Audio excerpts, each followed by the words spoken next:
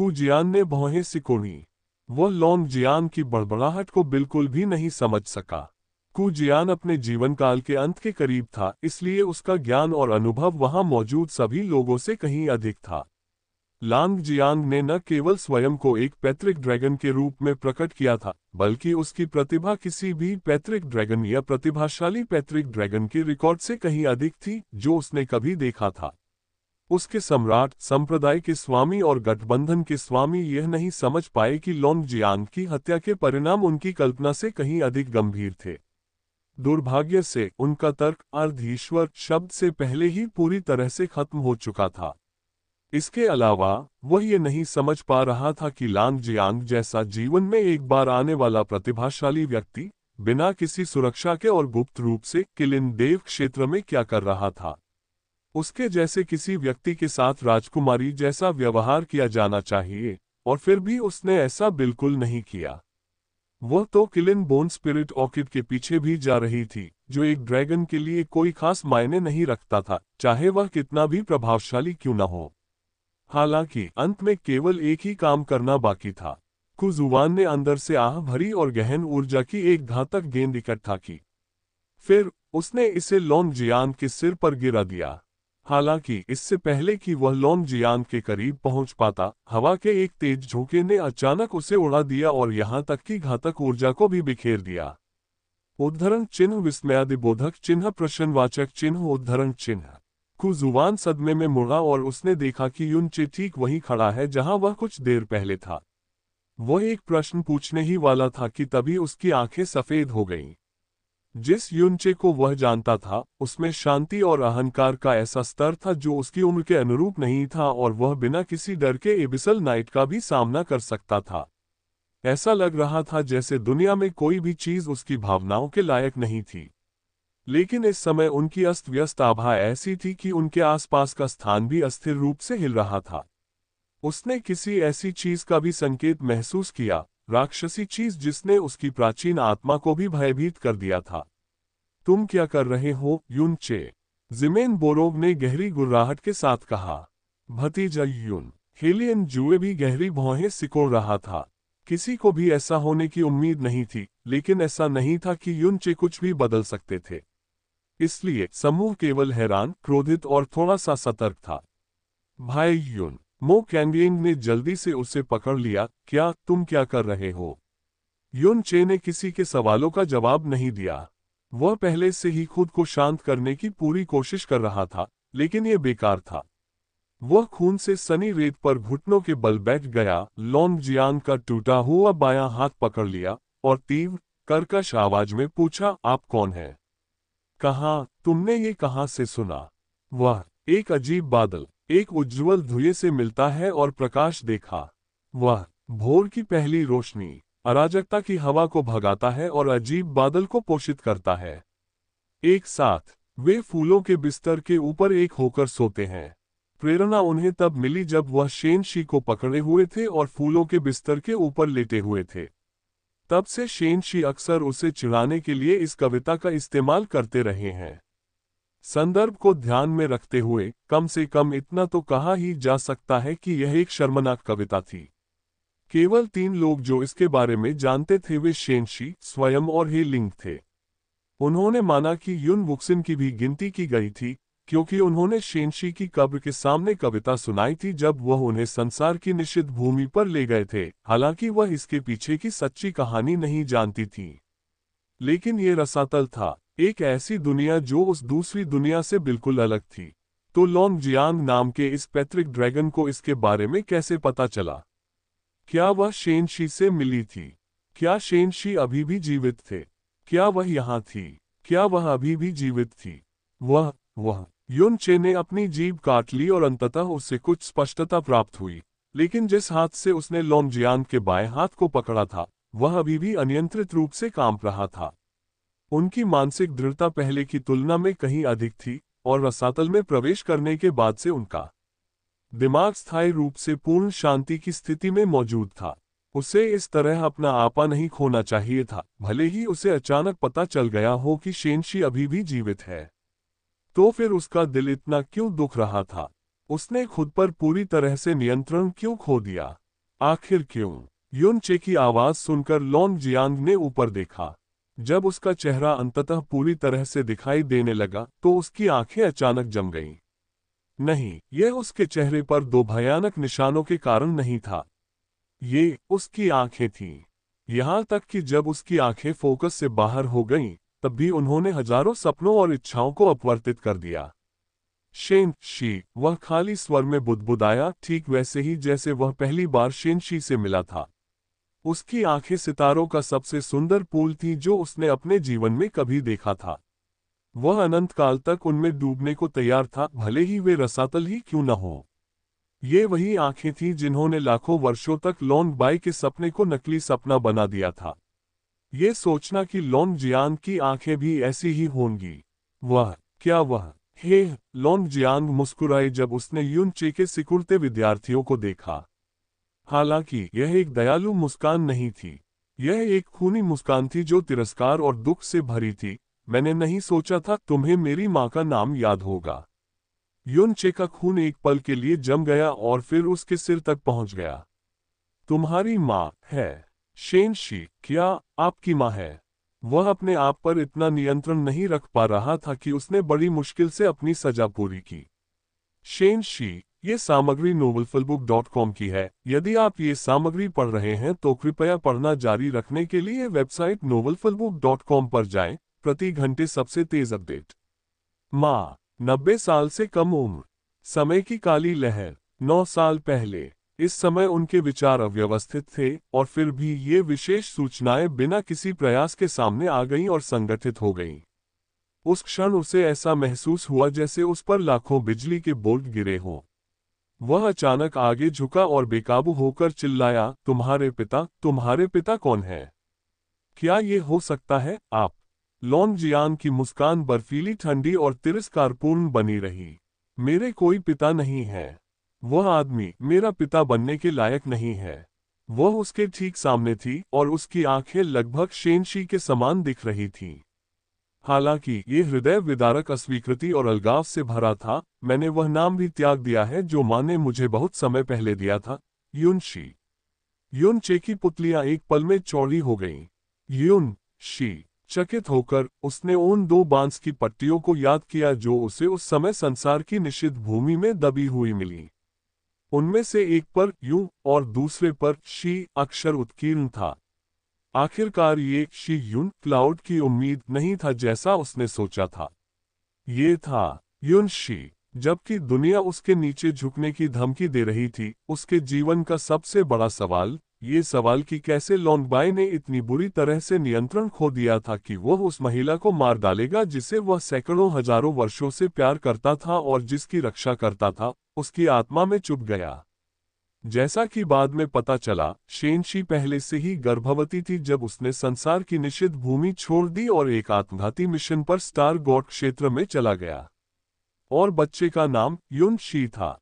वो एक जैसी आंखें, उसकी परिचित आत्मा, दिल का दर्द जो कहीं से भी निकल आया। उसकी मानसिक स्थिति पूरी तरह से नष्ट हो गई। कोई आश्चर्य नहीं, वह शेनशी की बेटी है। वह शेनशी और मेरी बेटी है। वह मेरी बेटी है। भले ही कोई अन्य सबूत न हो, लेकिन केवल वे आंखें ही वह सबूत थी जिनकी उसे आवश्यकता थी।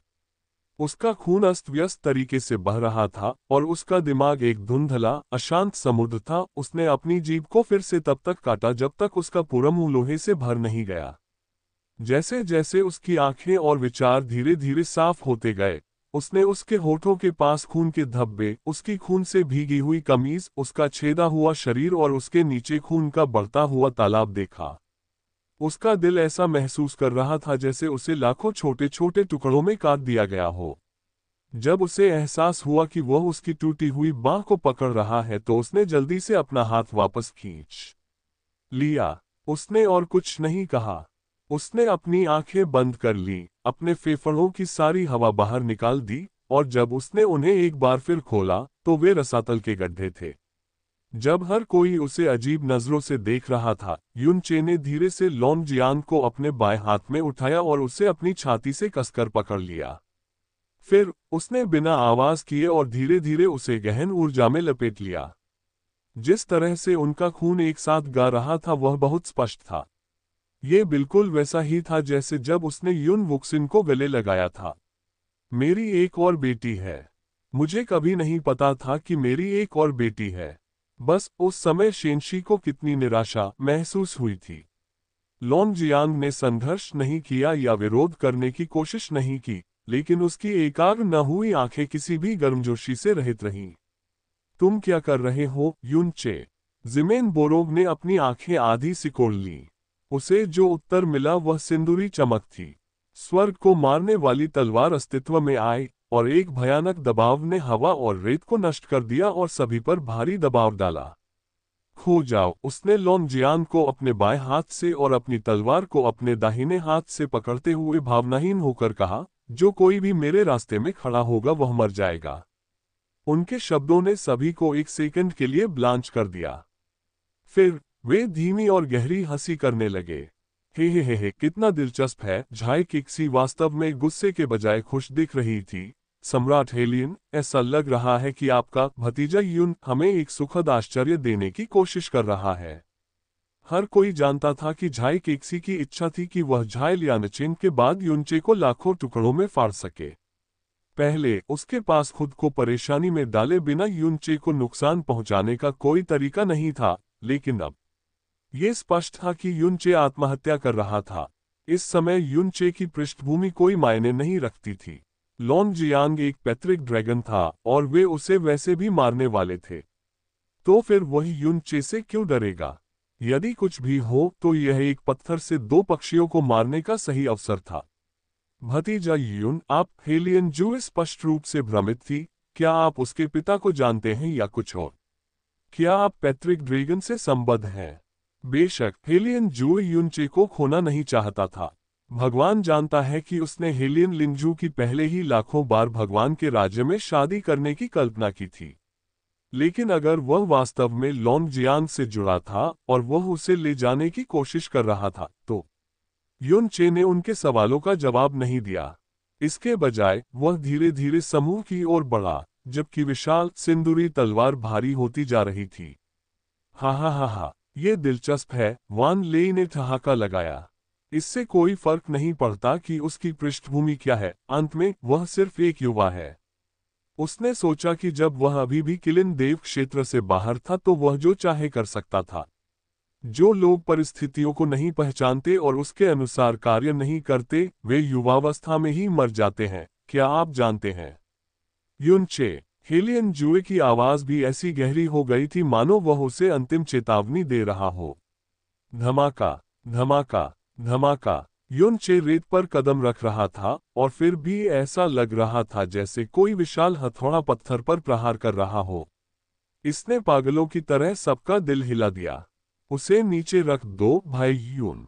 भाई युन। मो कैंगयिंग घबराकर चिल्लाने लगे, क्योंकि युनचे और अर्धचरणीय दिव्य विलुप्ति क्षेत्र के गहन अभ्यासियों के बीच की दूरी धीरे धीरे कम होती जा रही थी।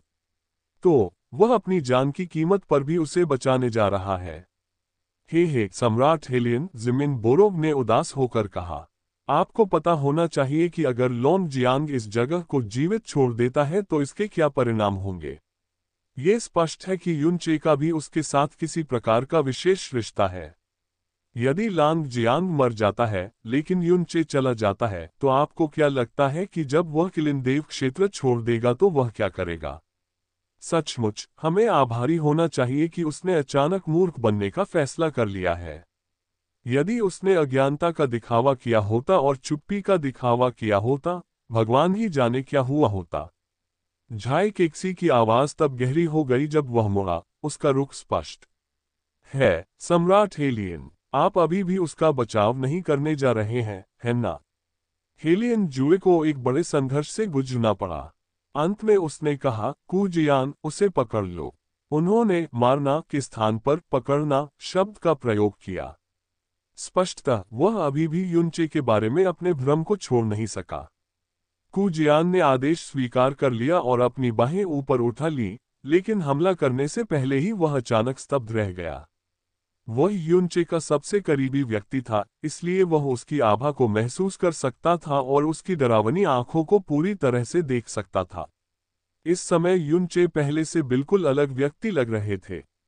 उसकी आंखों में अंधेरा और क्रूरता, ऐसा लग रहा था जैसे वह लाशों के पहाड़ों पर चढ़ गया हो और अपने जीवन में खून के समुद्र में बह गया हो।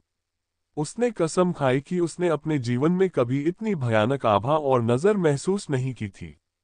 जब कु जियान का ध्यान भंग हो रहा था, मो कैंगेन दौड़कर आया और चिल्लाया, रुको! उस पर हमला मत करो, मास्टर। भाई यून निश्चित रूप से उससे परिचित नहीं है। अगर वह होता तो वह हमें रोकने के लिए अब तक इंतजार नहीं करता। कु हुआन और युनचे के बीच हस्तक्षेप करने के बाद उन्होंने कहा, यहाँ किसी प्रकार की गलतफहमी चल रही होगी। कृपया निर्णय लेने से पहले मुझे भाई यून से बात करने की अनुमति दें। ठीक है। इससे पहले कि कोई प्रतिक्रिया दे पाता, मो कैंगेन युनचे की ओर मुड़े और गंभीरता से कहा, भाई यून, आप सबसे बुद्धिमान व्यक्ति हैं जिन्हें मैं जानता हूं।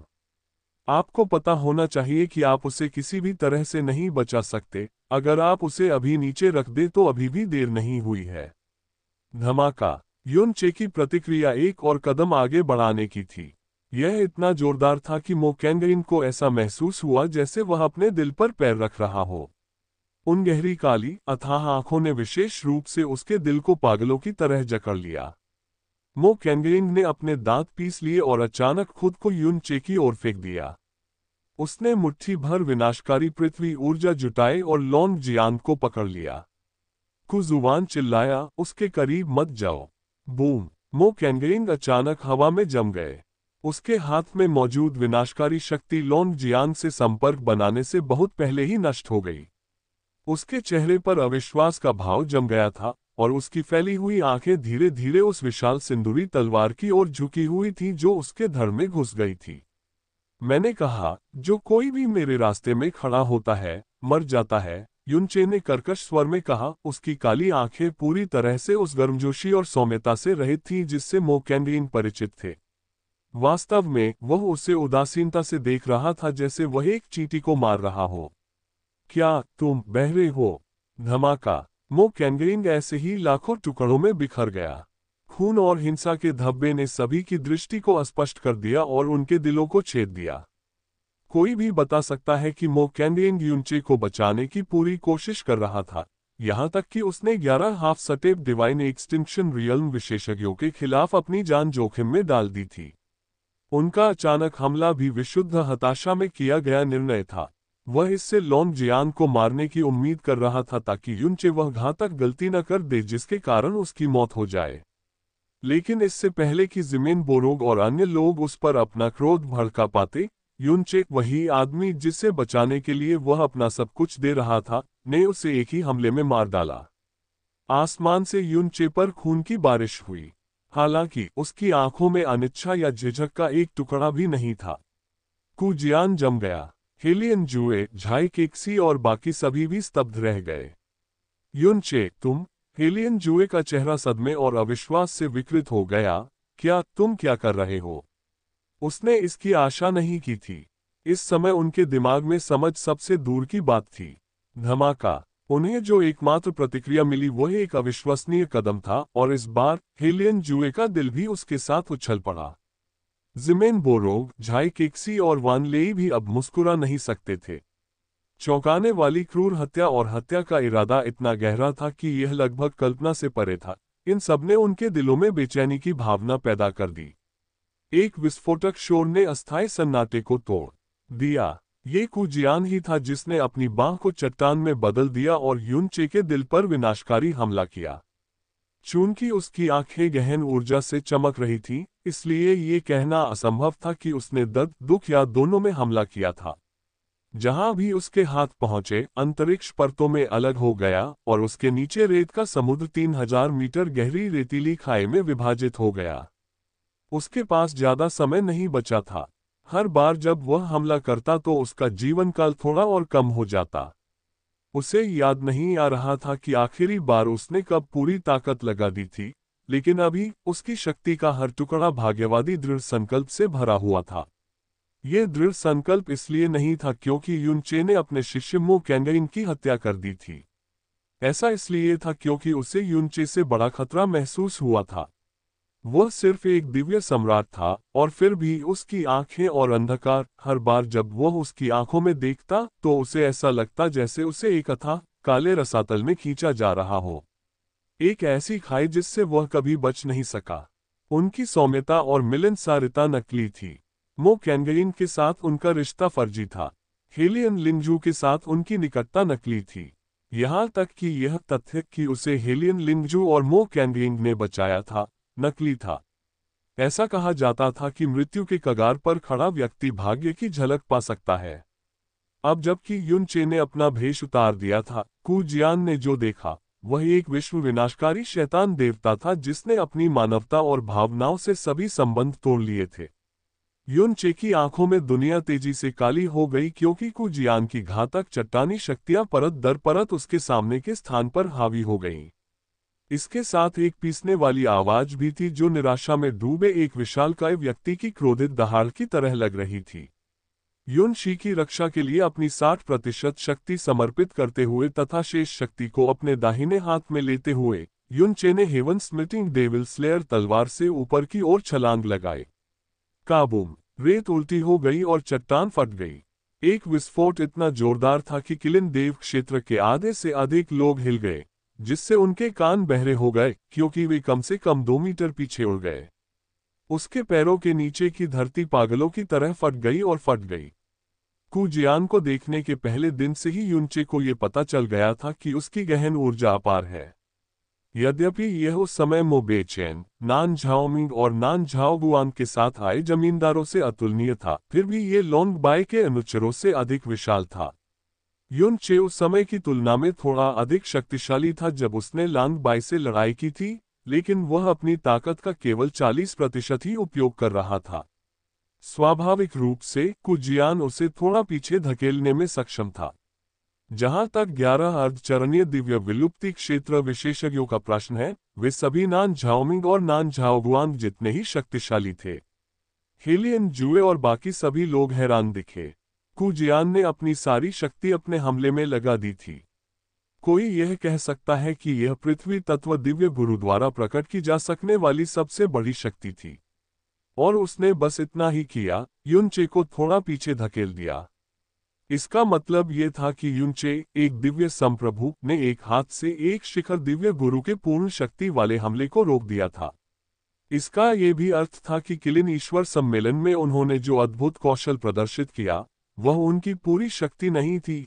ये सिर्फ एक खेल था जिसमें नियमों के कारण उन्हें भाग लेने के लिए मजबूर होना पड़ा। वे इससे कैसे हैरान नहीं हो सकते थे? आखिर उसके पास किस प्रकार की पृष्ठभूमि और प्रतिभा थी जिसके कारण वह एक राक्षस के रूप में विकसित हो सका, जो पूरी तरह से कल्पना को चुनौती देता था और सामान्य ज्ञान को विकृत करता था। वह भी 60 साल से कम उम्र का था।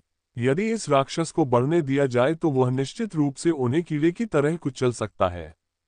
हर किसी के दिलों में एक विस्फोटक ठंडक और हत्या का इरादा पैदा हो गया। यहां तक कि हेलियन जुए भी अपवाद नहीं थे। युन चे अविश्वसनीय रूप से भयानक था और सुलह असंभव थी। उस स्थिति में वे केवल यही कर सकते थे कि उसका जीवन यहीं समाप्त कर दें। वे असीम रूप से आभारी थे कि वह अभी भी युवा था और वे अभी एक अलग गुप्त क्षेत्र के अंदर थे। फिलहाल स्थिति अभी भी पूरी तरह उनके नियंत्रण में है। वह, युन चे, मरना ही होगा, झाई केक्सी ने दांत पीसते हुए कहा। गड़गड़ाहट। कु जियान के एक और हमले के कारण रेत का समुद्र एक बार फिर दब गया। जब वह चील की तरह युन चे पर झपट्टा मार रहा था तो उसका प्राचीन शरीर मोटी चट्टानी रोशनी से चमक रहा था। जब वह करीब आया तो उसने 3000 चट्टानी भाले बुलाए थे और हर एक अविश्वसनीय ऊर्जा से चमक रहा था। युन चे ने धीरे से ऊपर देखा और कु जियान की आंखों से मिला। उस समय कु जियान एक पल के लिए रुक गया, भले ही उसे ऐसा नहीं करना चाहिए था। युन चे को उसके हमले से पीछे धकेल दिया गया था। यह ऐसी स्थिति थी जिससे बचने का कोई रास्ता नहीं था, और फिर भी कु जियान को अपनी आंखों में चिंता, क्रोध या हताशा का एक भी अंश महसूस नहीं हुआ। ये सामग्री novelfulbook.com की है। यदि आप इस सामग्री को पढ़ रहे हैं तो कृपया पढ़ना जारी रखने के लिए वेबसाइट novelfulbook.com पर जाएं। प्रति घंटे सबसे तेज अपडेट। युवक इतना शांत दिख रहा था कि यह भयावह था। एक पल के लिए कु जियान को आश्चर्य हुआ कि क्या उन्होंने कोई गलती की है, कि उन्होंने एक शैतान को जगाया था जो अपने दांत और पंजे छुपाने की योजना बना रहा था।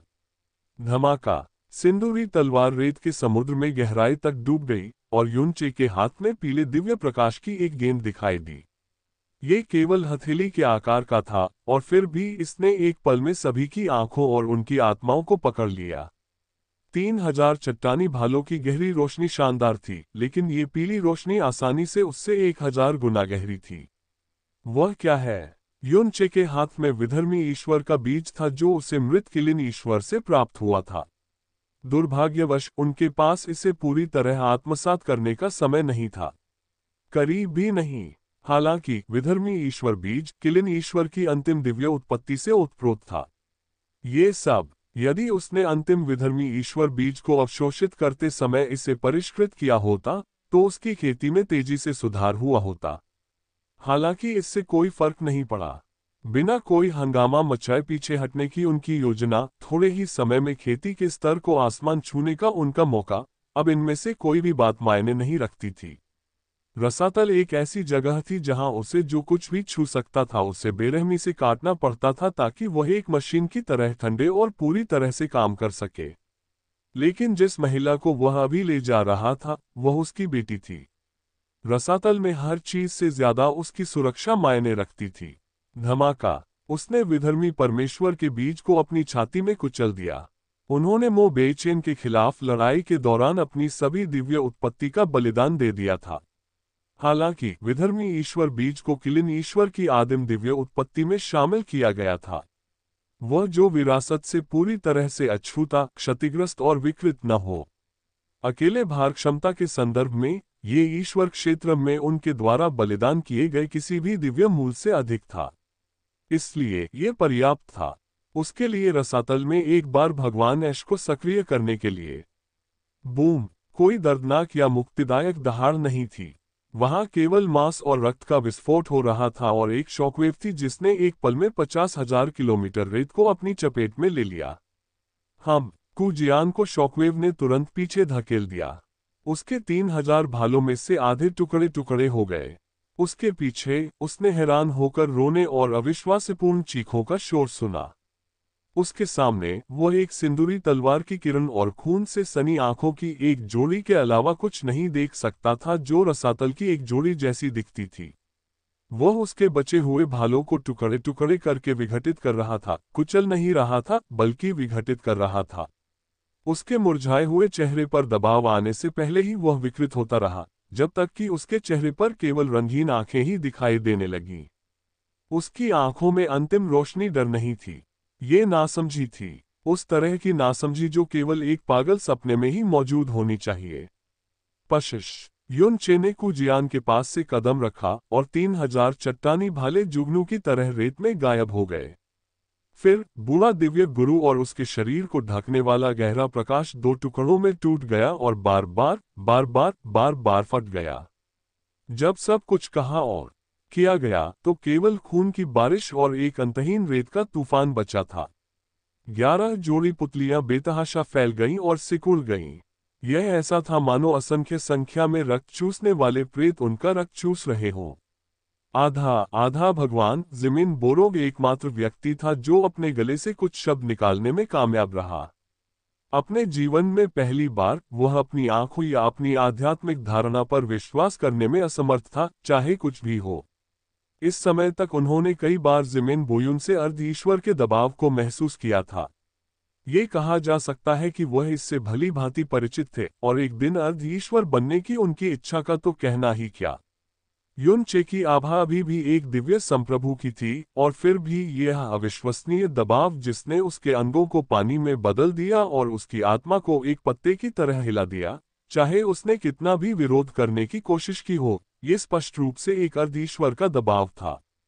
वास्तव में यह ज़िमिन बोयुन से भी अधिक शक्तिशाली था।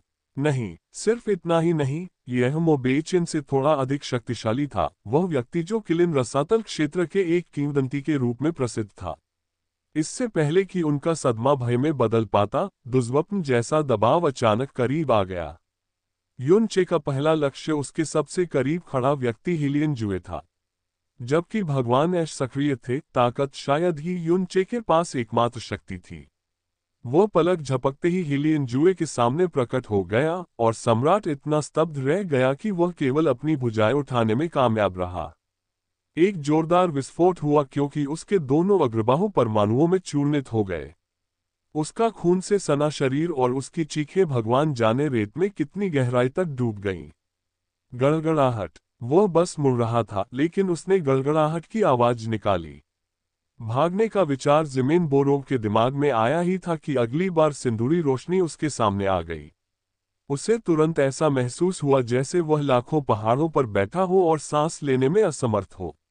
युन चे, स्टो, बूम। ज़मीन बोरोव ने बोलने की कोशिश की, लेकिन उसे केवल छाती पर एक कट लगा। उसकी सुरक्षात्मक ऊर्जा ऐसे बिखर गई जैसे वह कागज के एक पतले टुकड़े से अधिक कुछ न हो, और उसकी छाती पर कई इंच गहरा एक भयानक घाव दिखाई दिया। खून की बौछार खत्म होने के बाद कोई भी उसकी टूटी हुई हड्डियों और विस्थापित अंगों को दिन की तरह साफ देख सकता था। Alliance master. किलिन वर्शिप एलायंस के मुख्य हॉलमास्टर सदमे और भय से चिल्लाए और ज़मीन बोरोव लीक हो रहे खून के थैले की तरह पलट गए। अचानक युन चे वहीं रुक गया और गहरी ऊर्जा का एक झोंका इकट्ठा किया। फिर उसने सावधानीपूर्वक इसका उपयोग युनशी के बालों को छूने वाले खून के एक मोती को पोंछने के लिए किया। इसके बाद वह झाई केक्सी की ओर बढ़ा। युन चे को हिलियन की भुजाओं को कुचलने और ज़मीन बोरोव को गंभीर रूप से घायल करने के लिए केवल एक प्रहार की आवश्यकता थी। ये तथाकथित अर्धचरणीय दिव्य विलुप्ति क्षेत्र और सच्चे दिव्य विलुप्ति क्षेत्र के बीच वास्तविक अंतर था, एक ऐसा अंतर जो स्वर्ग और पृथ्वी जैसा था। यही कारण था कि जब आधा भगवान बनने का अवसर सामने आया तो उन्होंने अपना दिमाग पूरी तरह से खो दिया था। हालांकि उनके लालच की कीमत बहुत जल्दी आ गई। यह उनकी कल्पना की गई सबसे बुरी स्थिति से भी अधिक भयानक था। भागो, अब भागो। संप्रदाय मास्टर कुजियान, हेलियन जुए और ज़मीन बोरोव के साथ जो हुआ उसके बाद हर किसी ने अपना साहस खो दिया था। उनके मन में कभी भी रुकने और लड़ने का विचार नहीं आया क्योंकि यह मूर्खतापूर्ण था। जहां तक युन चे को चुप कराने की उनकी प्रारंभिक योजना का सवाल है, यह उनके जीवन का अब तक का सबसे दुखद, मूर्खतापूर्ण और मजेदार मजाक बन गया था। दुर्भाग्य से यह ऐसा था जिसे वे वापस नहीं ले पाएंगे।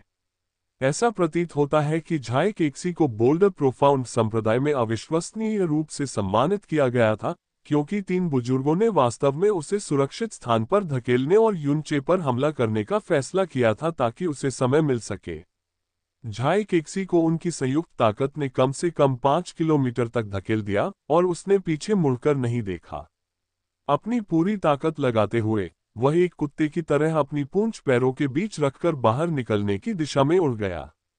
जैसे जैसे बोल्डर प्रोफाउंड संप्रदाय के 3 बुजुर्गों ने एक ही कला का विकास किया, वे एक दूसरे की शक्तियों को अच्छी तरह से जानते थे। उन्होंने आसानी से और सहजता से अपनी शक्ति को संयोजित करके एक पृथक गहन संरचना बनाई जो 3 किलोमीटर से अधिक चौड़ी थी। जब ये युन चे के चारों ओर लिपटा तो ये तेजी से सिकुड़ गया और जिस स्थान पर वह था उसे बंद कर दिया। युन चे की प्रतिक्रिया अपनी तलवार घुमाने की थी। बूम! गहरी संरचना में हजारों दरारें दिखाई दी और 3 बुजुर्ग ऐसे लग रहे थे जैसे उन पर हथौड़े से प्रहार किया गया हो। उनके शरीर कांपने लगे, उनके चेहरे पीले पड़ गए और खून उनके गले तक फैल गया। उन्होंने इसे जबरदस्ती नीचे गिरा दिया। हाँ, वे जोर जोर से दहाड़ने लगे और एक कदम भी पीछे नहीं हटे। पृथक करने वाली गहन संरचना शीघ्र ही पुनः स्वस्थ हो गई, क्योंकि उन्होंने अपनी पूरी शक्ति से उसमें अपनी शक्ति का संचार कर दिया। सिंदूरी तलवार से काली लपटें निकलने लगी और जब युन चे ने अपनी तलवार को फिर से घुमाया तो उसने अलग थलग गहरी संरचना को ऐसे काट दिया जैसे वह घटिया कपड़ा हो।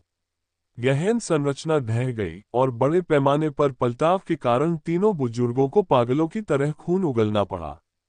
इसके बाद जो हुआ वह उनके जीवन का सबसे बड़ा और अंतिम दुष्स्वप्न था। अनंत विपत्ति की शैतानी ज्वाला उनके सिर में लगी। महान तलवार की क्रूर शक्ति तीनों पर गिर पड़ी और उनकी चीखें दब गईं। वे 3 जलते उल्काओं की तरह आकाश से गिरे। जहां वह खड़ा था वहीं खड़े होकर युन चे ने भावशून्यता से आगे की ओर देखा और बार बार उन पर हेवन स्मिटिंग डेविल स्लेयर तलवार घुमाई। गड़गड़ाहट, गड़गड़ाहट, बूम! एक गिरे हुए स्वर्गीय भेड़िए ने उनके शरीर को टुकड़े टुकड़े कर दिया, और पृथ्वी को नष्ट करने वाले एक विनाशकारी आकाश ने उन्हें मौत की खाई में और भी गहराई तक धकेल दिया। उनके शरीर काली आग के समुद्र में तूफान में छोटी नावों की तरह असहाय रूप से हिल रहे थे। उनकी चीखें इतनी भयानक थीं कि झाई केक्सी ने अवचेतन रूप से पीछे मुड़कर देखा। उसने तुरंत अपने संप्रदाय की 3 सबसे मजबूत आधारशिलाओं को देखा। 3 महान बुजुर्ग काली लपटों के बीच 3 पापी पिशाचों की तरह लुढ़कते और मुड़ते हुए दिखाई दिए, जिन्हें उनके पापों के लिए 9 नरकों की लपटों द्वारा प्रताड़ित किया जा रहा था। सुन्नापन उसके सिर से लेकर रीढ़ तक फैल गया। उसके शरीर की हर हड्डी हड्डियों को कंपा देने वाली ठंड से कांप रही थी। अपने बड़ों को कष्ट सहते देखने के लिए तैयार न होते हुए तथा 1 सेकंड भी अधिक बर्बाद करने से डरते हुए, उन्होंने अपनी गहन ऊर्जा को अपने पीछे ऐसे बहा दिया जैसे वह स्वतंत्र हो। यदि उसकी गहरी नसों को तोड़ने से वह तेजी से आगे बढ़ सकता था, तो उसने ऐसा किया होता। लेकिन जैसे ही वह एक बार फिर आगे देखने वाला था, उसने अचानक गड़गड़ाहट की आवाज सुनी। तभी उसकी नजर एक जोड़ी आंखों पर पड़ी जिसने उसे अंदर तक हिला दिया। इससे पहले कि दुनिया अचानक काली हो जाए, वह केवल एक शब्द ही कह पाए। उसका सिर धड़ से गायब हो गया था, एक ही झटके में। ऐसा नहीं होना चाहिए था, लेकिन बोल्डर गहन संप्रदाय के संप्रदाय स्वामी इतने सदमे में थे और डरे हुए थे कि वे अपनी सुरक्षात्मक गहन ऊर्जा को जुटाना भी भूल गए, जो एक ऐसी प्रवृत्ति थी जो अनगिनत साल पहले उनमें समा गई थी। युन चे को बोल्डर गहन संप्रदाय के 4 मजबूत गहन अभ्यासकर्ताओं को खत्म करने में बस एक पल लगा, और युन चे ने उन्हें सांस लेने के लिए कभी एक शब्द या 1 सेकंड का एक अंश भी नहीं दिया।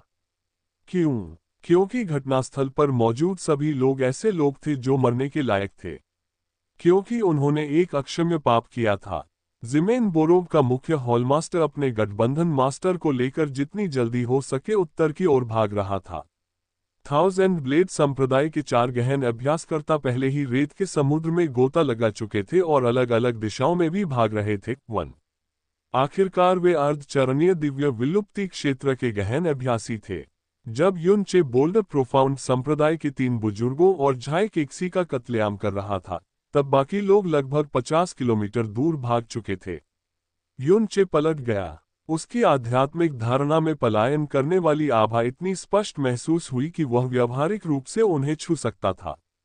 उसने एक क्षण के लिए युन शी की ओर देखा, जिसे वह अभी भी अपनी छाती से कसकर पकड़े हुए था। उसकी आधी पलकों वाली आंखों में वह दर्द नहीं था जो उसे अपनी चोटों, सदमे, उत्साह, शेडन फ्रूट कुछ भी महसूस नहीं करना चाहिए था। ऐसा लग रहा था जैसे जो कुछ भी हो रहा था उसका उससे कोई लेना देना नहीं था। ऐसा लग रहा था जैसे वह कोई जीवित प्राणी नहीं थी, बल्कि एक मिट्टी की गुड़िया थी जिसके चेहरे पर कोई भाव नहीं था। युन चे ने धीरे से अपनी तलवार की भुजा से उसके माथे को छुआ और अस्थायी रूप से उसकी सभी इंद्रियों को बंद कर दिया। फिर उसने आकाश की ओर देखा और अपना गहरा हैंडल छोड़ दिया। गहरा हैंडल एक ड्रैगन में बदल गया और ऐसी दहाड़ लगाई जैसी किलिन देव क्षेत्र ने पहले कभी नहीं सुनी थी। युन चे के 5000 नहीं 50,000 किलोमीटर के भीतर की रेत समुद्री लहरों की तरह आकाश में उछल गई। दुनिया में अनगिनत स्थानिक दरारें खुल गईं जहां इसके कानून ही ढह रहे थे, और ऐसा लग रहा था जैसे नीला आकाश ही दर्पण की तरह टूट रहा हो। भागने वाले जिमेन बोरोग और मुख्य हॉलमास्टर तुरंत बेहोश हो गए और सिर के बल रेत के उग्र समुद्र में गिर गए। 1000 ब्लेड संप्रदाय के 4 गहन अभ्यासकर्ताओं को उनकी आंखें सिर के पीछे घुमाकर रेत से बाहर फेंक दिया गया। वे भी 4 मछलियों की तरह ऐंठन कर रहे थे जो गलती से समुद्र तट पर फंस गई थीं। युन चे ने हेवन स्मिटिंग डेविल स्लेयर तलवार को नीचे की ओर इंगित किया, और लाल बिजली ने उसके ब्लेड को घेर लिया। इसने तुरंत 50 किलोमीटर अंतरिक्ष पार कर लिया और 6 भ्रमित विशेषज्ञों को फंसा लिया। जब उन्हें अविश्वसनीय गति से युन चे की ओर वापस खींचा गया तो लाल बिजली चमक उठी। उन सभी ने सोचा कि वे बहुत देर होने से पहले प्रवेश द्वार तक पहुंचने में सक्षम हो सकते हैं, लेकिन अब उन्हें युन चे के पैरों तक कई गुना तेजी से वापस खींच लिया गया था जब वे पूरी गति से भाग रहे थे। ये सामग्री novelfullbook.com की है। यदि आप इस सामग्री को पढ़ रहे हैं तो कृपया पढ़ना जारी रखने के लिए वेबसाइट novelfullbook.com पर जाएं। प्रति घंटे सबसे तेज अपडेट। जब वे अंततः होश में आए और ऊपर देखा तो उन्होंने स्पष्ट रूप से देखा कि युनचे उनके सिर के ऊपर तैर रहा था और गहरी काली आंखों से उन्हें घूर रहा था। रंग ने उन्हें अंतहीन कोहरे के केंद्र में मौत की पौराणिक खाई की याद दिला दी। वान लेई ने जबरदस्ती अपना मुंह खोला, लेकिन वह एक भी आवाज नहीं निकाल सका। उसकी अकेंद्रित आंखों में न तो भय था और न ही आशा। कु जियान ने अपनी मृत्यु से पहले केवल एक प्रकार की अवाकता ही धारण की थी। वह समझ नहीं पा रहा था कि उनचे जैसा राक्षस इस नीच किलिन रसातल क्षेत्र में क्यों प्रकट हुआ था। उसे ये भी कम समझ में आया कि उसने ऐसे राक्षस को भड़काने के बारे में क्यों सोचा था। टुकड़े टुकड़े लाल बिजली जो पहले से ही 6 गहन अभ्यासकर्ताओं के चारों ओर इतनी कसकर लिपटी हुई थी कि वह उनकी हड्डियों में धंस गई थी। एक चीखने की आवाज निकली जो ऐसी लग रही थी जैसे ये किसी प्राचीन राक्षस के मुंह से आए हो। एक विनाशकारी घटना के बाद सभी 6 शव टुकड़े टुकड़े हो गए। युन चे ने अपने दुश्मनों को नष्ट कर दिया था, अपनी ड्रैगन आत्मा के साथ इच्छाशक्ति और सुरक्षात्मक गहन ऊर्जा को एक ही हमले में कुचलने से पहले। हालांकि उसकी शक्ति अभी आधे भगवान के बराबर थी, ये कुछ ऐसा था जो केवल वही कर सकता था। वान लेई का ऊपरी शरीर असहाय होकर रेत पर लुढ़क गया। वह महसूस कर सकता था कि उसका जीवन उसके शरीर से तेजी से लुप्त हो रहा है। उसकी दृष्टि लगातार धुंधली होती जा रही थी, लेकिन वह युनचे की ओर देखना बंद नहीं कर पा रहा था। आप उल्लू तितली साम्राज्य के। उसने ऐसा इसलिए कहा क्योंकि उसने युनचे की शैतानी लपटों से एक मोटी काली आभा निकलती देखी थी। केवल ईश्वर के उल्लू तितली साम्राज्य के गहन अभ्यासी ही अंधकार में गहन ऊर्जा उत्पन्न करने में सक्षम थे। रेत मंथन करती रही और वह जो कुछ भी कहने जा रहा था वह उसके शरीर के साथ हमेशा के लिए दफन हो गया। जिमेन बोरोव के अंतिम विचार वान लेई की तुलना में बहुत सरल थे। क्यों मैंने इस कुत्ते की गंदगी वाले किलिन भगवान क्षेत्र में प्रवेश करने के लिए इतना सारा प्रयास खर्च किया? कमभक्त जलती रेत संप्रदाय। धमाका। ली कियानहोंग ने घृणा से कसम खाते हुए एक विशाल चट्टान को लात मारकर तोड़ दिया, वह कमभक्त किलिन उपासना गठबंधन। पिता ली झोयांग ने जल्दी से आगे बढ़कर उसे सांत्वना दी। हम उस बिंदु से बहुत आगे निकल चुके हैं जहां से वापसी संभव नहीं है। चिंता मत करो पिताजी, मैं और मेरे भाई बहन किलिन देव क्षेत्र की कमी को पूरा करने की पूरी कोशिश करेंगे। आपने कभी उस जगह में प्रवेश नहीं किया है, इसलिए आप समझ नहीं पा रहे हैं। ली कियानहोंग ने आह भरी, जीवन में कुछ चीजें हैं जो कड़ी मेहनत की भरपाई नहीं कर सकती हैं। उसकी आवाज जल्दी ही फिर से द्वेषपूर्ण हो गई। यदि जिमिन बोयुन चमत्कारिक रूप से अंतहीन कोहरे से बच नहीं गया होता, यदि किलिन उपासना गठबंधन ने उस लोंग जियान को भर्ती नहीं किया होता, तो वे कुछ भी नहीं कर पाते। एक ऐसे व्यक्ति के रूप में जिसने कभी किलिन देव क्षेत्र में प्रवेश नहीं किया था, ली जोयांग की इस क्षति को सहने की क्षमता उसके पिता की तुलना में कहीं अधिक थी। उन्होंने आगे कहा, भाग्य और दुर्भाग्य एक ही सिक्के के दो पहलू हैं। हो सकता है कि हम इस बार किलिंग गॉड क्षेत्र में प्रवेश करने में विफल रहे हों, लेकिन कौन जानता है, हमारा नुकसान पूरे संप्रदाय को पहले की तुलना में दोगुनी मेहनत करने के लिए प्रेरित कर सकता है। इसके अलावा मैं हमेशा कड़ी मेहनत में विश्वास रखता रहा हूं। संसाधन और अवसर महत्वपूर्ण हैं, लेकिन कड़ी मेहनत और अनुशासन से अधिक महत्वपूर्ण कुछ भी नहीं है। ली कियानहोंग ने आराम किया और अपने बेटे, जो उसके परिवार का गहना था, को घूरने लगा। गर्व और राहत ने उसके गुस्से को धो दिया और उसने कहा, ठीक कहा बेटा, सही कहा। आपका बूढ़ा आदमी भले ही गड़बड़ कर रहा हो, लेकिन कम से कम आप उनके बेटे से 100 गुना बेहतर हैं। आप उनसे कमतर नहीं होंगे, भले ही आपको किलिन देव क्षेत्र में प्रवेश न मिला हो। तो क्या हुआ अगर हम किलिन देव क्षेत्र के संसाधनों से चूक गए? बूढ़े लोग अपने ताबूतों में प्रवेश करते समय इसका उपयोग कर सकते हैं। आओ, आइए हम अपने संप्रदाय की ओर लौटें। बनिंग सैंड संप्रदाय निस्संदेह किलिन गॉड सम्मेलन का सबसे बड़ा हारा हुआ संप्रदाय था। हालांकि वे कभी कल्पना भी नहीं कर सकते थे कि उनकी भयावह हार के परिणामस्वरूप वे किलिन रसातल क्षेत्र में सबसे बड़ा संप्रदाय बन जाएंगे, ऐसा संप्रदाय जिसे अल्पावधि में भी खतरा नहीं हो सकता। ली कियानहोंग को अंततः अपने सदमे से उबरने में कम से कम 3 महीने लगेंगे। वर्तमान में वापस किलिन देव क्षेत्र के प्रवेश द्वार पर जिमेन बोयुन भौहें सिकोड़ रहा था और प्रवेश द्वार को बनाने वाली स्थानिक गहन संरचना को घूर रहा था। अभी अभी उसने सोचा कि उसने एक अप्राकृतिक लहर की झलक देखी है, और चूंकि वह आधा भगवान और एक एबिसल नाइट था, इसलिए उसने प्रवेश द्वार को देखने के बजाय उसे करीब से घूरना चुना। कुछ ही सांसों के बाद स्थानिक गहन संरचना पर एक बार फिर एक असामान्य लहर दिखाई दी। पहले तो ये केवल एक ही स्थान था। इसके बाद अधिक तरंगें प्रकट हुईं और प्रत्येक तरंग की अवधि पिछली तरंग से अधिक लंबी हो गई। तब उसे पता चला कि वह चीजें नहीं देख रहा था। किलिन देव क्षेत्र की देखरेख के लिए जिम्मेदार एबिसल नाइट के रूप में निश्चित रूप से वह इस गुप्त क्षेत्र की सच्चाई जानता था। तेजी से बढ़ती स्थानिक लहरें स्पष्ट रूप से इस बात का संकेत थीं कि किलिन देव क्षेत्र के नियम नियंत्रण से बाहर हो रहे थे। एक बार जब ये ढह गया तो पूरा किलिन देव क्षेत्र भी ढह जाएगा। जहां तक इस बात का प्रश्न है कि यह अब क्यों ढह रहा था, तो इसका कारण केवल ये हो सकता है कि किलिन देवता मर गया था। शुद्ध भूमि से लौटने से पहले ही उन्हें पता चल गया था कि अंतिम किलिन अपने जीवनकाल के अंत के करीब है और यह किसी भी समय समाप्त हो सकता है। लेकिन सोचिए कि आज का दिन सबसे अच्छा होगा। जिमेन बोयुन अब और शांत नहीं रह सका। यदि यह एक सामान्य गुप्त क्षेत्र होता तो अंदर मौजूद हर व्यक्ति इस विचित्रता को पहचान लेता और समय रहते बच निकलता। लेकिन किलिन देव क्षेत्र एक ऐसी दुनिया थी जहां रेत के तूफान और चट्टानी तूफान लगातार आते रहते थे। यह पूरी तरह से संभव था कि वे सामान्य रेत के तूफान को गुप्त क्षेत्र के पतन के कारण उत्पन्न रेत के तूफान से अलग नहीं कर पाएंगे। जब तक अंतरिक्ष पूरी तरह से ढहने लगा तब तक ये संभावना नहीं थी कि प्रतिभागी बच पाएंगे। और यदि प्रवेश द्वार पहले ढह गया तो गुप्त क्षेत्र के अंदर के लोगों के लिए सब कुछ खत्म हो गया। आखिरकार इस स्थान की स्थापना किलिन देवता के जीवन मूल का उपयोग करके की गई थी और इसका निर्माण एबिसल सम्राट की अपनी दिव्य शक्ति का उपयोग करके किया गया था। ऐसा कोई तरीका नहीं था जिससे अर्धचरणीय दिव्य विलुप्ति क्षेत्र का गहन अभ्यासी बलपूर्वक बाहर निकल सके। उन्हें केवल अलग किया जा सकता था और शाश्वत शून्य में गायब किया जा सकता था।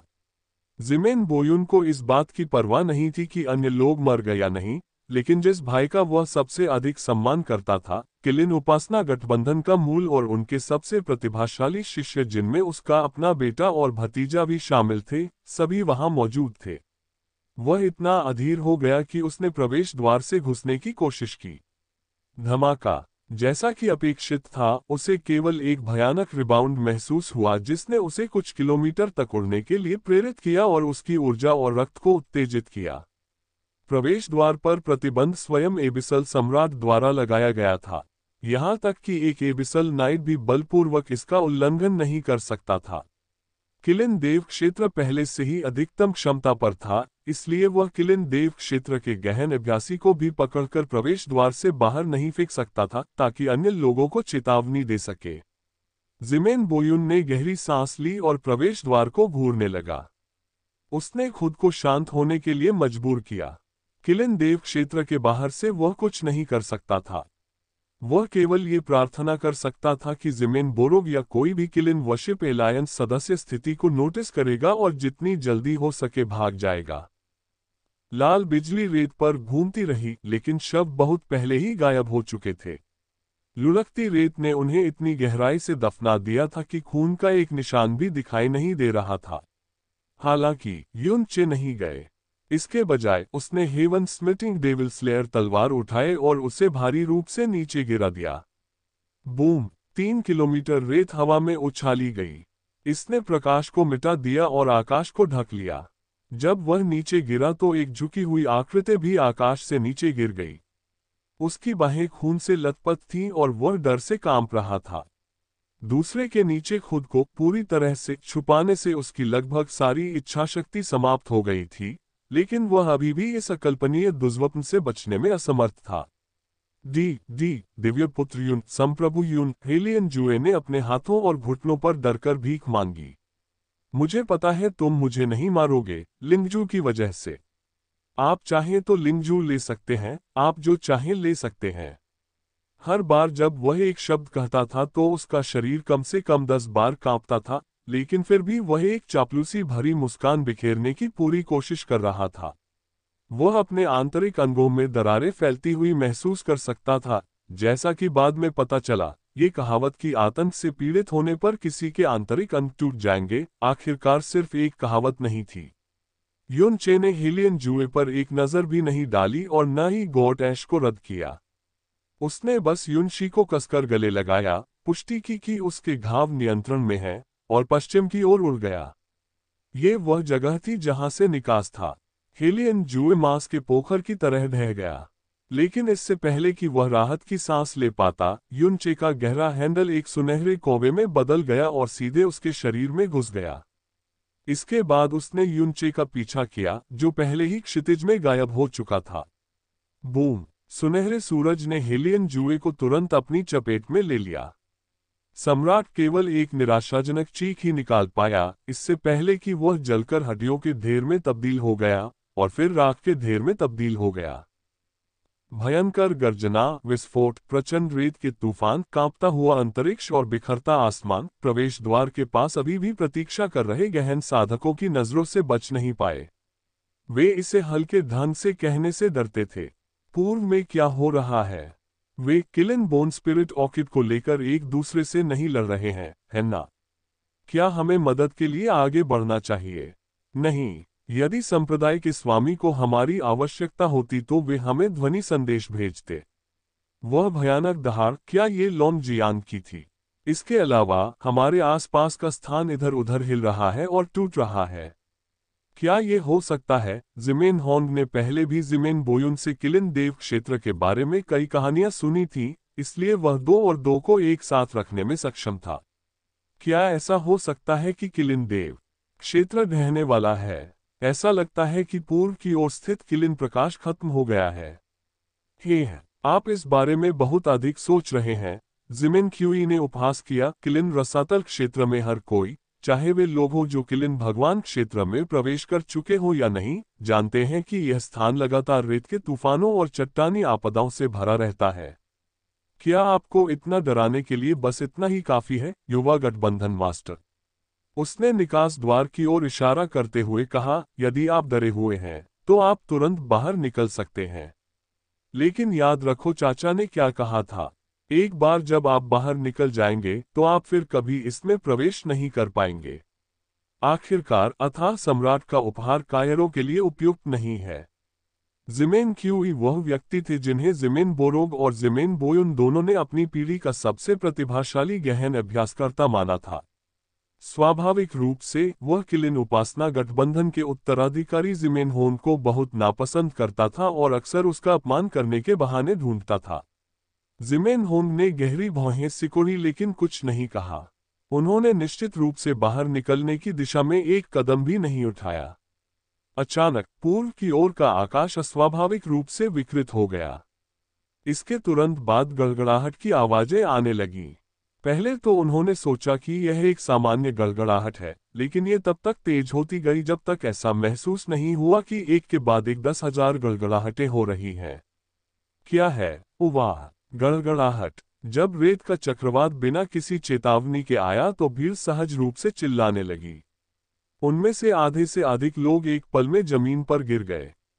जब उन्होंने दोबारा ऊपर देखा तो उन्होंने एक आदमी को आसमान में करीब 300 मीटर की ऊंचाई पर खड़ा देखा। वह बस वहीं खड़ा था, लेकिन किसी कारण से पूरा पूर्वी आकाश अंधेरा हो गया। Rumble rumble rumble! देर से आने वाली गड़गड़ाहट पीछे से प्रकट हुई और इसने सभी के दिल को हिला दिया और सभी ध्वनियों को निगल लिया।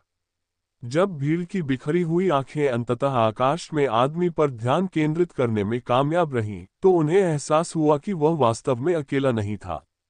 उसने एक महिला को पकड़ रखा था जो खून से आधी भीगी हुई थी, और एक विशाल तलवार जो इतनी प्रभावशाली थी कि वे सांस नहीं ले पा रहे थे।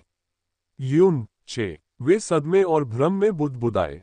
सभी ने उसे पहचान लिया, लेकिन किसी को विश्वास नहीं हुआ कि यह वही था। मैं इसलिए था क्योंकि उसकी आंखें और अभिव्यक्ति एक घृणित शैतान देवता से मिलती जुलती थी जो अभी अभी अपनी नींद से जागा था। वह जो दबाव डाल रहा था वह इतना भयानक था कि ऐसा लग रहा था जैसे अकेले बल क्षेत्र ही उनके शरीर और आत्मा को टुकड़े टुकड़े करने के लिए पर्याप्त था। लेखक का नोट: गॉड ऐश एलिमेंटल लॉकडाउन। प्रश्नवाचक चिन्ह प्रश्नवाचक चिन्ह प्रश्नवाचक चिन्ह प्रश्नवाचक चिन्ह प्रश्नवाचक चिन्ह प्रश्नवाचक चिन्ह प्रश्नवाचक चिन्ह प्रश्नवाचक चिन्ह प्रश्नवाचक चिन्ह। एक सामरिक दृष्टि से कहें तो यह उस पीछा करने वाले से बचने की सबसे अच्छी रणनीति है जिसने आपको घेर नहीं रखा है। हेलियन साम्राज्य, boulder profound sect, thousand blade sect और किलिन वर्शिप एलायंस समूह अच्छी तरह से अलग और अच्छी तरह से परिभाषित थे। युन चे ने अपनी दिव्य अनुभूति को पूरे क्षेत्र में फैलाया। उसने उनमें से सभी 985 की गिनती की।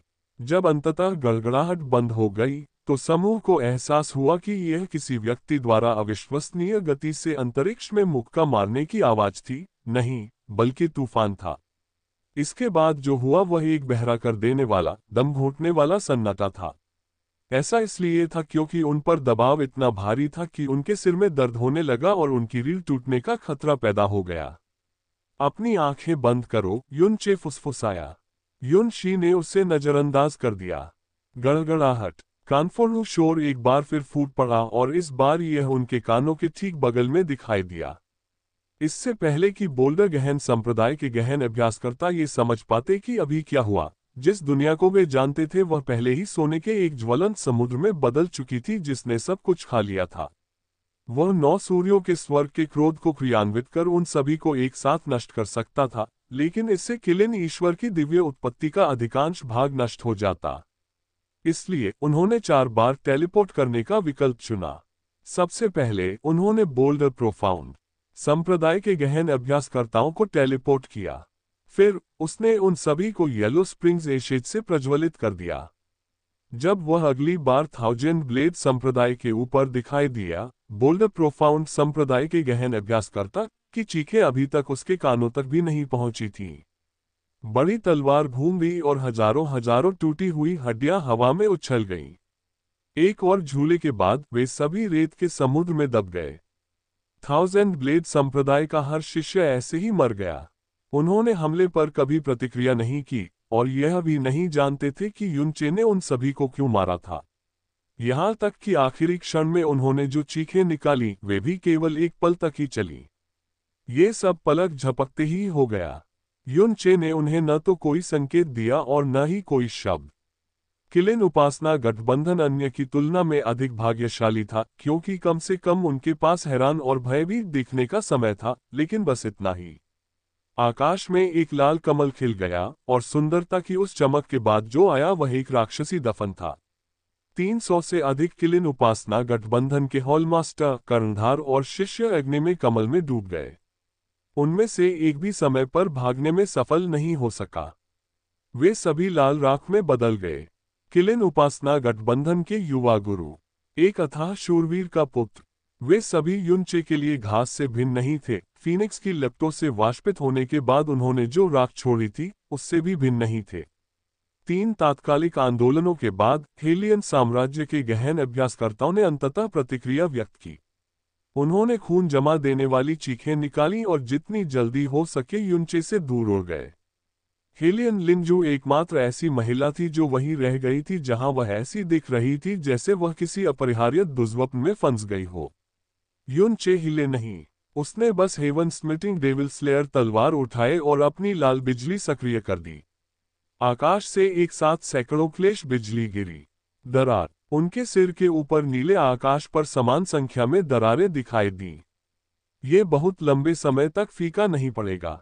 वज्रपात के बाद दुनिया अचानक शांत हो गई।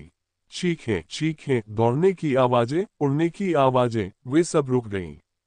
इसके बाद धमाकों की एक श्रृंखला शुरू हो गई। यह जमीन पर शवों के गिरने की आवाज थी। वे बाकी गुटों की तरह नष्ट नहीं हुए थे, लेकिन उनके शरीर की हर नस और अंग स्वर्गीय कानून क्लेश बिजली द्वारा नष्ट कर दिए गए थे। उसके बाद केवल हवा की चीख, रेत का हिलना और आग की लपटों की चटकने की आवाजें सुनाई दी। और कुछ नहीं। नहीं, जमीन पर अभी भी एक जीवित था। वह हेलियन लिंगझू थी। क्यों? वह अभी भी वहीं खाली खड़ी थी और उसके चेहरे पर कोई खून नहीं था। उसकी आंखों ने अपनी सारी रोशनी खो दी थी और वह एक गुड़िया की तरह लग रही थी जिसने अपनी आत्मा खो दी थी। उसने उसे कोई जवाब नहीं दिया। हेवन स्मिटिंग डेविल स्लेयर तलवार उसके हाथ से गायब हो गई और उसने धीरे से अपनी हथेली हेलियन लिंगजू की ओर उठाई। अंत में वह दया की एक झलक के आगे झुक गया और बाकी लोगों के साथ हेलियन लिंगजू का भी सफाया नहीं कर सका। हालांकि दया की उस चमक ने उसकी आत्मा को भी दर्दनाक रूप से झकझोर दिया। ये चिवुयाओ के शब्द थे जो उसके दिल और आत्मा को कांटों की तरह चुभ रहे थे। यही कारण है कि रसातल में आपके द्वारा बनाया गया प्रत्येक संबंध, दोस्ती, गुरु शिष्य संबंध, रोमांस और यहाँ तक कि दयालुता केवल आपके लाभ के लिए शोषण किया जाने वाला एक उपकरण है। जब आप रसातल में पहुंचे तो कभी न भूले कि आप कौन हैं और आपका मिशन क्या है। उस स्थान पर दया और करुणा सभी पाप हैं। अपने शत्रुओं को दी गई किसी भी प्रकार की छूट की अनिच्छा का अर्थ हो सकता है आपके लौटने की प्रतीक्षा कर रहे प्रियजनों का तथा आपके ब्रह्मांड का अंत। यदि आपको कभी झिझक महसूस हो तो मेरे शब्दों को याद रखें, रसातल के निवासियों पर आप जो भी दया दिखाते हैं वह कसाई का चाकू बन सकता है जो हम सभी को मार डालता है। डरो मत, युन चे ने धीरे से कहा, इससे कोई नुकसान नहीं होगा। डिंग, हेलियन लिंगजू एक पल में बर्फ में बदल गया। एक हल्की सी दरार के बाद वह दुखद बर्फ की धूल के ढेर में गिर पड़ी। इसके साथ ही युनचे और लोंग जियान को छोड़कर किलिन देव क्षेत्र में प्रवेश करने वाले सभी 1000 लोग मारे गए। उन दोनों के अलावा किसी को नहीं पता होगा कि क्या हुआ था। उनकी मृत्यु के लिए किलिन देव क्षेत्र के पतन को जिम्मेदार ठहराया जाएगा। युनचे ने अंततः भगवान ऐश को रद्द कर दिया, लेकिन विधर्मी भगवान बीज पर अंकित किलिन भगवान की दिव्य उत्पत्ति ने अपनी 70% शक्ति खो दी थी। तभी युनचे को एक भयानक वजन और रिबाउंड का सामना करना पड़ा। उसका मांस, खून और हड्डियां हिल रही थीं, तथा उसके शरीर और रक्त वाहिकाओं की दरारों से अनियंत्रित रूप से खून रिस रहा था। युनचे ने कुछ नहीं कहा। उसने अपनी आभा को दबाने की पूरी कोशिश करते हुए चुपचाप अपने घावों को सील कर दिया। रसातल में निर्दयता अनिवार्य थी। एक बार जब उसे अपने नुकीले दांत उठाने के लिए मजबूर किया गया तो उसे सफाई करनी होगी ताकि वह कोई ढीला सिरा पीछे न छोड़े। लेकिन सम्राट युन के मुखौटे के पीछे अभी भी एक आदमी था जिसे अनंत काल तक अपने कार्यों का बोझ और पाप सहना होगा। पाप ऐसा नहीं है कि मैं पहले से ही उनमें डूब नहीं रहा हूं। उत्तरी दिव्य क्षेत्र में जब घृणा ही एक ऐसी चीज थी जिसने मेरे दिल को भर दिया था, ये तो बस शुरुआत है। मुझे इसकी आदत हो जाएगी, मुझे इसकी आदत डालनी ही होगी। उसकी सांसें धीरे धीरे शांत हो गईं और उसने अपनी बाहों में महिला की ओर देखा। उसकी आंखें मृत जल के तालाब की तरह उदासीन लग रही थीं। वहां थोड़ी सी भी सहानुभूति या असहजता नहीं थी। वह सदमे या उलझन का एक संकेत भी नहीं देख सका। ऐसा लग रहा था जैसे युनचे ने सचमुच घास के एक गुच्छे का नरसंहार कर दिया हो। किलिन एबिस सम्मेलन में हर कोई बता सकता था कि वह हेलियन लिंगजू के करीब था। बाद में यह स्पष्ट हो गया कि वही वह कारण था जिसके कारण हेलियन लिंगजू को हेलियन समूह का नेता बनाया गया था। यह उल्लेख करने की आवश्यकता नहीं है कि हेलियन जूए केवल यही चाहता था कि वह हेलियन लिंगजू को सभी से पहले अपनी पत्नी बना सके। वास्तव में हेलियन लिंगजू को तुरंत न मारने का सबसे बड़ा कारण वह स्वयं नहीं बल्कि युनशी था। लेकिन जब उसने हेलियन लिंगजू को धूल में मिला दिया तो वह युनशी की थोड़ी सी भी भावना महसूस नहीं कर सका। उसका सदमा जल्द ही डर में बदल गया। आखिर इन दशकों में उसके साथ क्या हुआ था? स्थानिक झटके बदतर होते जा रहे थे। युनचे की आंखों के सामने दरारें सचमुच फैल रही थीं। किलिन देवता ने उल्लेख किया कि गुप्त क्षेत्र 6 घंटे में ढह जाएगा, लेकिन इसका मतलब कुछ घंटों बाद या अब से 1 मिनट बाद हो सकता है। युनशी का इलाज करने या जितनी जल्दी हो सके गुप्त क्षेत्र से भागने के बीच युनचे ने अंततः बाद वाले विकल्प को चुना। हम बाहर जा रहे हैं, बस बेहोश होने का नाटक करो। जैसी कि उम्मीद थी, उसने उसे कोई जवाब नहीं दिया। उसने युनशी को अपनी पीठ पर ले लिया और उसके घावों पर लगी मुहरें छोड़ दी ताकि खून स्वतंत्र रूप से बह सके। फिर वह सीधे बाहर निकलने की ओर तेजी से बढ़ा। जलती हुई हवा उसके कानों के पास चिल्ला रही थी। रेत का समुद्र उसकी पीठ के पीछे डूब रहा था और उस आदमी के शरीर से खून टपक रहा था। जब इसका कुछ हिस्सा उसकी उंगलियों के संपर्क में आया तो उसे एक अपरिचित फिर भी निर्विवाद रूप से गर्म एहसास हुआ। एक पल के लिए वह अपनी यादों में खो गई थी। ये सामग्री novelfulbook.com की है। यदि आप इस सामग्री को पढ़ रहे हैं तो कृपया पढ़ना जारी रखने के लिए वेबसाइट novelfulbook.com पर जाएं। प्रति घंटे सबसे तेज अपडेट। आपने मुझे जो ज्ञान प्रदान किया है उसका एक हिस्सा ऐसा है जिसमें उल्लेख है कि प्रत्येक जीवित प्राणी की न केवल एक माँ होगी बल्कि एक पिता भी होगा। इसके अलावा पिता और माता हमेशा साथ रहेंगे। हालांकि माँ अकेली क्यों है? क्या ऐसा हो सकता है कि मेरे कोई पिता नहीं है? तो फिर पिता कैसे दिखते हैं? क्या वह उतना ही सौम्य और उतना ही अच्छा दिखने वाला होगा? यह ऐसी चीज है जिसे आपको अपनी आंखों से, अपने दिल और आत्मा से देखना होगा। अगर पिता माँ से प्यार नहीं करता तो क्या वह मुझसे भी प्यार नहीं करेगा? बिल्कुल नहीं। वह आपके लिए कुछ भी करेगा, भले ही उसे पूरी दुनिया के खिलाफ जाना पड़े, सिर्फ इसलिए नहीं कि आप मेरी बेटी हैं, बल्कि इसलिए भी कि आप उसकी बेटी हैं। अचानक उसे अपनी उंगलियों पर एक अलग तरह की गर्मी महसूस हुई। उसे एहसास हुआ कि खून के मोती के बगल में पानी का एक मोती दिखाई दिया था। जब रक्त और पानी की बूंदें एक दूसरे को छूती थीं, तो वे वास्तव में एक दूसरे में इस प्रकार खींच जाती थीं मानो एक दूसरे की ओर खींच रही हो। साथ मिलकर उन्होंने गर्म, अविभाज्य रक्त की एक एकल माला बनाई। किलिन देव क्षेत्र का निकास उसके ठीक सामने था। युन चे की गति जरा भी धीमी नहीं हुई। वह नीचे की ओर गिरा और एक पल में निकास द्वार से गुजर गया। धमाका! अंतरिक्ष विकृत हो गया और दुनिया अचानक बदल गई। ऐसा प्रतीत होता है कि वह खुद को पकड़ने में असमर्थ था। वह चट्टान की तरह जमीन से टकराया और काफी देर तक फिसलता रहा। अंततः वह रुक गया। इस समय जिमिन बोयुन बहुत चिंतित था और जब उसने देखा कि प्रवेश द्वार से युनचे और लॉन्ग जियांग आए हैं तो वह कुछ कहना चाहता था। युनचे ने चिल्लाकर उसे रोका, जिमिन बोयुन, किलिन देव क्षेत्र हर जगह ढह रहा है। आपको इसकी आवश्यकता है। वह इतना घबरा गया कि उसने गलती से जिमिन बोयुन को अपने नाम से संबोधित कर लिया। जिमिन बोयुन को इसकी कोई परवाह नहीं थी। वह वापस चिल्लाया, बाकी लोग कहाँ हैं? तुम दोनों कैसे बच निकले? प्रवेश द्वार अभी तक क्षतिग्रस्त नहीं हुआ है, तो किलिन कहाँ है? युनचे ने बीच में बोलने से पहले एक पैंट को अपने होठों से निकलने दिया। हर जगह स्थानिक तूफान हो रहे थे। हर कोई इसके अंदर बह गया था। कुछ तो तुरंत ही कुचल दिए गए और जो नहीं कुचले गए वे भगवान जाने कहाँ बह गए। युनचे के शब्दों और उसके घावों ने जिमिन बोयुन को गहरा सदमा पहुंचाया। लॉन्ग जियांग के शरीर का आधे से अधिक हिस्सा खून से लथपथ था, हालांकि वह ये नहीं बता सका कि उसके घाव कहाँ थे। हालांकि युनचे के शरीर में दरारें निश्चित रूप से विकृत स्थान के कारण थीं। लांग जियांग और मैं निकास द्वार के करीब थे, यही कारण था कि हम भाग्यशाली थे कि बच निकले। जिमेन बोयुन को अंदर तक ठंड महसूस हुई। काफी समय तक वह एक शब्द भी नहीं बोल सका। एक स्थानिक तूफान, और सिर्फ एक नहीं बल्कि अनेक स्थानिक तूफान।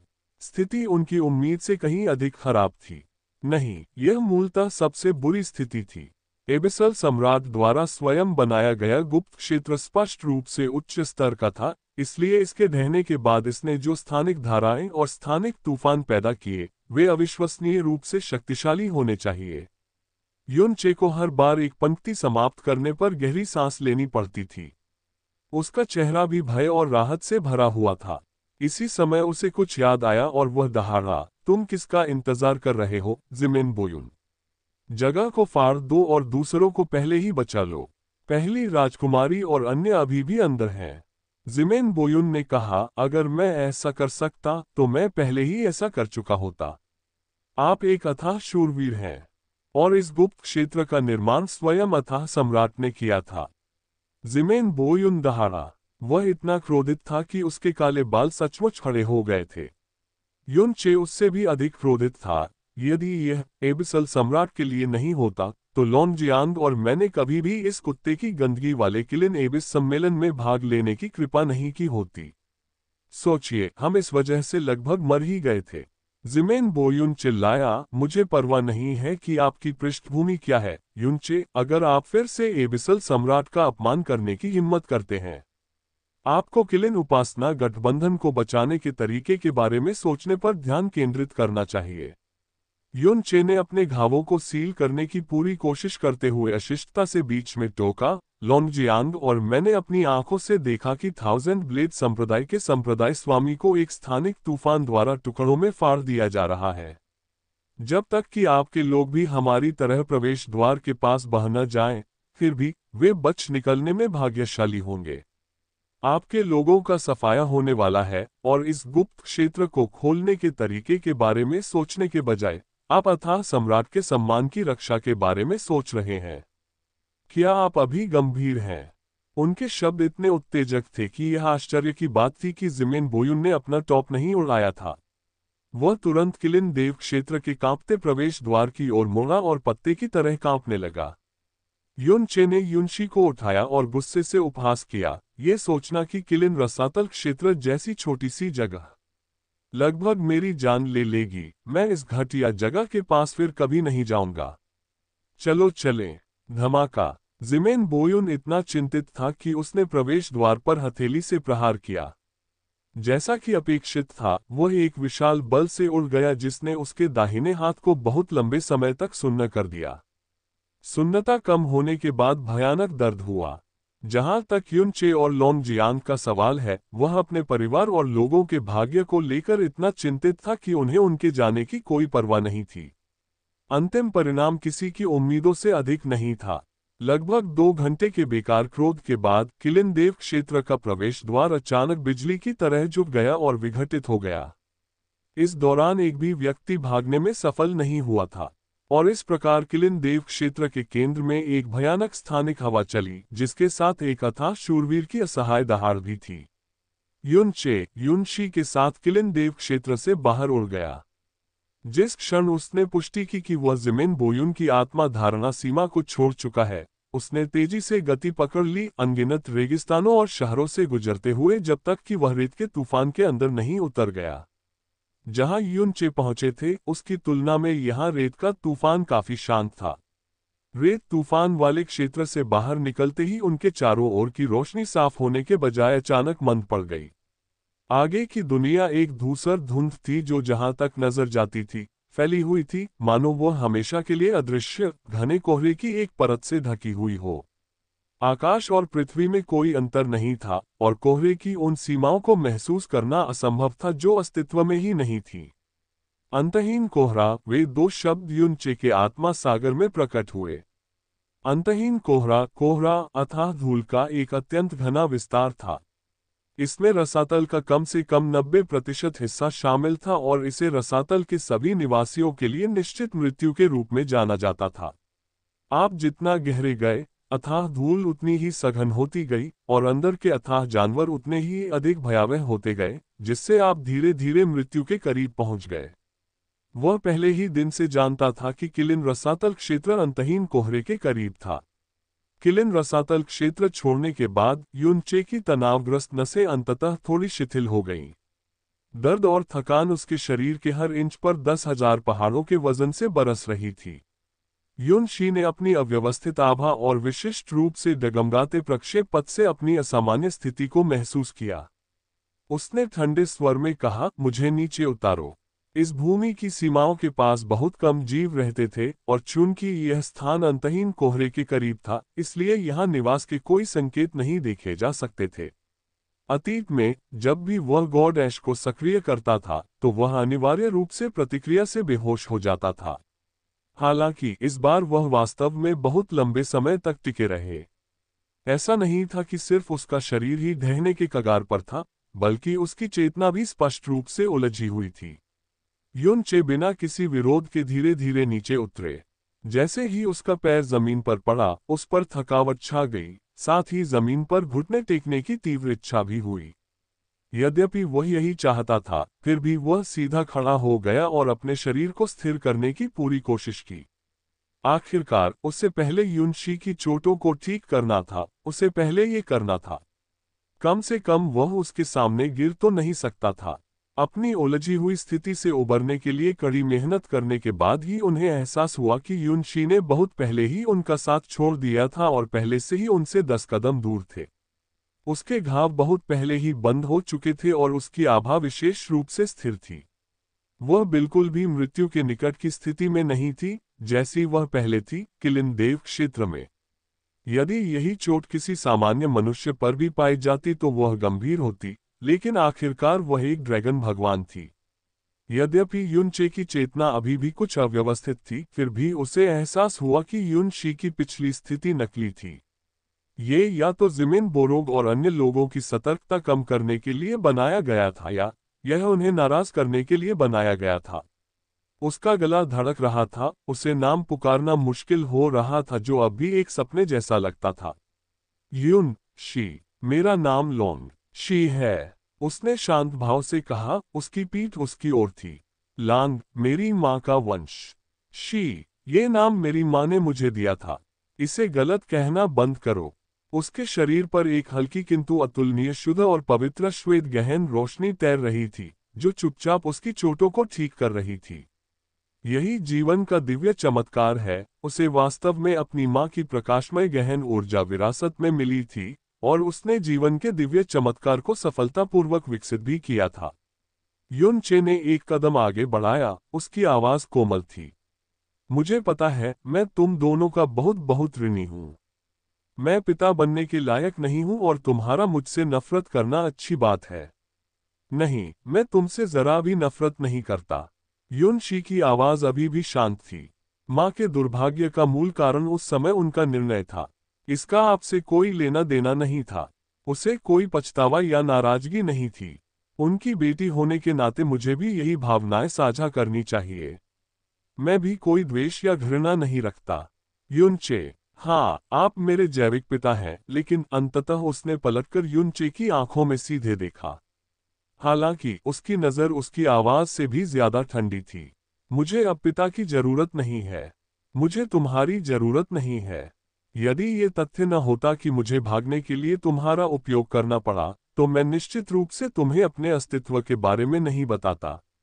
वास्तव में उसकी शारीरिक भाषा में नाराजगी का कोई संकेत नहीं था, केवल अत्यधिक उदासीनता और अलगाव था। युन चे के लिए ये घृणा से कहीं अधिक हृदय विदारक था। उसने पहले हमेशा अपनी आभा और रूप को छुपाया था। जब भी वह उसके करीब आता था, वह हमेशा उसे अस्वीकार कर देती थी और यहाँ तक कि उसे जान से मारने की धमकी भी देती थी। वह बहुत पहले से जानती थी कि वह कौन था, लेकिन उसने कभी उसे स्वीकार करने की जहमत नहीं उठाई।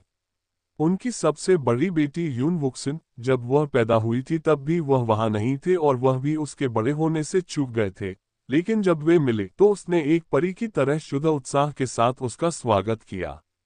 ऐसा इसलिए था क्योंकि भले ही उसके साथ कोई पिता नहीं था, फिर भी उसे अपनी माँ का साथ मिला था।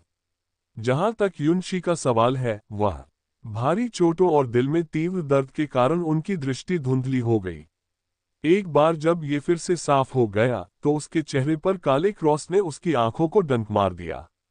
उसने पूछा, तुम्हारे चेहरे पर जो निशान है, ये किसने किया? हे, युनशी बिना किसी भावना के हंसे। मैं, बिल्कुल, युनचे। युनशी ने ठंडे स्वर में उत्तर दिया, माँ दुनिया की सबसे खूबसूरत महिला थी। सौभाग्य से या बल्कि दुर्भाग्य से मुझे उसका रूप विरासत में मिला। जब मैं 15 साल का था, तो मैंने देखा कि लोग मुझे अलग तरह से देखते थे और मेरे शरीर पर जो इंद्रियां रहती थीं, वे लंबे समय तक बनी रहती थीं। परिणामस्वरूप मैंने अंतहीन कोहरे से एक अथाह जानवर का अथाह कोर चुरा लिया और उसे अपने चेहरे पर रगड़ दिया, जिससे अथाह कोर के अंदर की अथाह धूल बाहर निकल गई। मैंने इससे अपना चेहरा इस हद तक खराब कर लिया कि कोई भी मुझे दोबारा देखने की हिम्मत नहीं करेगा। उद्धरण चिन्ह विस्मयादिबोधक चिन्ह विस्मयादिबोधक चिन्ह विस्मयादिबोधक चिन्ह उद्धरण चिन्ह। युनचे का शरीर हिंसक रूप से हिल गया और अंततः वह खुद को सहारा देने में सक्षम नहीं रहा। वह घुटनों के बल जोर से गिर पड़ा, उसका शरीर कांपने लगा और वह फिर से उठ नहीं सका।